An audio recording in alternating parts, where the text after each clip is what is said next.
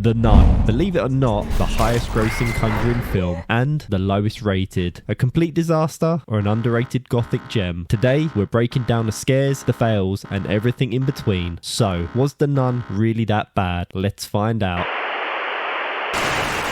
I am Stevie. We open in 1952 Romania, where two nuns at St. Cartha's Monastery come face to face with something sinister. One of them, Sister Victoria, takes one look at the demon in a habit and decides, nope, she hangs herself before it can take her. Her body, later discovered by Frenchie, a local villager, and instantly one of my favourite characters in the whole movie. Well, with the exception of Sister Irene. The Vatican, never one to ignore a good haunting, sends Father Burke, a priest with a troubled past, and Sister Irene, who's still technically in training, their job to investigate. They team up with Frenchie and head to the Abbey, which of course turns out to be dripping with atmosphere, creepy shadows, jump scares, and dead nuns who just won't stay dead. We find out that the Abbey was once owned by an occult-obsessed duke, who opened a literal portal to hell. It was sealed centuries ago with the blood of Christ, but World War II bombings reopened it. Okay. As things spiral, Sister Irene joins the nuns in constant prayer to keep the evil at bay, only to realise later that none of them were real. She's been chanting alone in an empty room the whole time, which honestly might be the scariest moment in the film. Eventually, she and Burke recover the holy relic, face off with Valak, and in a climactic battle, Irene spits Jesus' blood in the demon's face, embodying her inner Tajiri, sealing the rift. Victory secured, except plot twist, Frenchie secretly gets possessed, which connects him directly to the Warren story in the very first Conjuring film.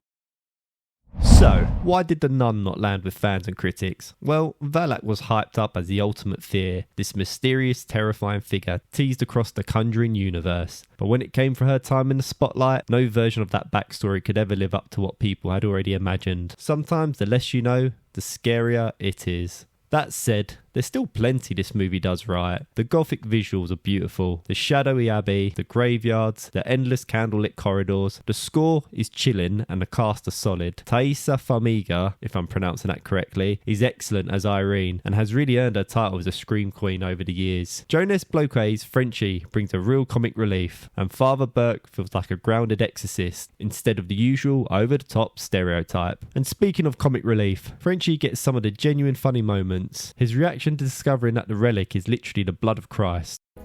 The blood of Christ. Holy shit. The holiest. It's comedy at its best, and it actually really works well in this film. But there are also some genuine scares too.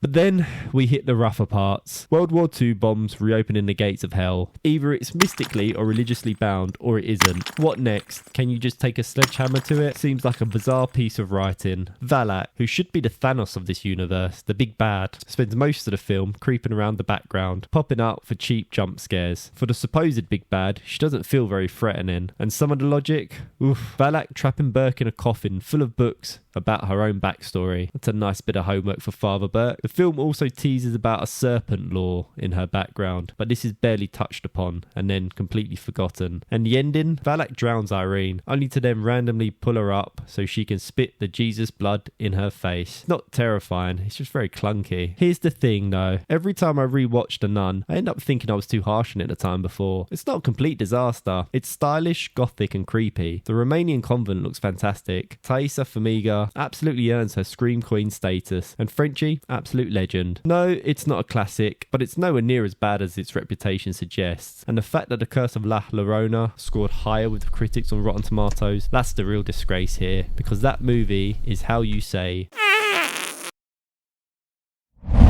So, was The Nun a disaster? Not really. More like a spooky misstep with enough good to make it worth a watch. And honestly, it deserves more credit than it gets. I'm going to make a bold statement here. Compared to other nun-themed horror films, even the more recent one, I actually think it's better than Immaculate. That film, for me, was a mess from start to finish. And then The First Omen came along and showed everyone how to do this concept properly. Now, The Nun isn't close to that level, but it's a lot better than it seems on first watch. Still not convinced? Let me know in the comments. I want to hear your take. And once again, thanks for tuning into the channel. We did it, people.